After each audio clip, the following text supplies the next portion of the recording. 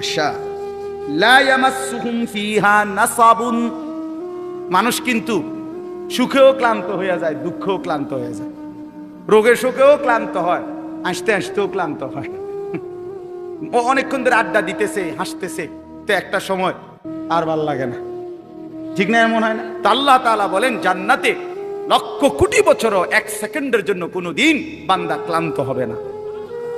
ওমা হুম মিনহা মুখরাজিন, আর আল্লাহ তাআলা বলেন শেষ জান্নাতি বান্দাকে আল্লাহ তাআলা বলেন এক সেকেন্ডের জন্য লক্ষ কোটি বছরেও কোনোদিন জান্নাত থেকে বের করা হবে না।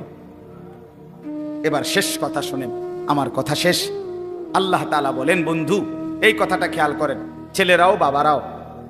আল্লাহ বলে বন্ধু আপনি এবার বলে দেন, জান্নাতের কথা শুননা যদি আমার কোনো বান্দা মনে মনে ভাবে যে আল্লাহ কথা তো ভালো, জান্নাতে তো যাওয়া দরকার, যাইতে তো মন চায়, তা আমি যে পরিমাণ গুনাহ করছি হুজুর, যে পরিমাণ নাফরমানি করছি, আমি কেমনে যাবো?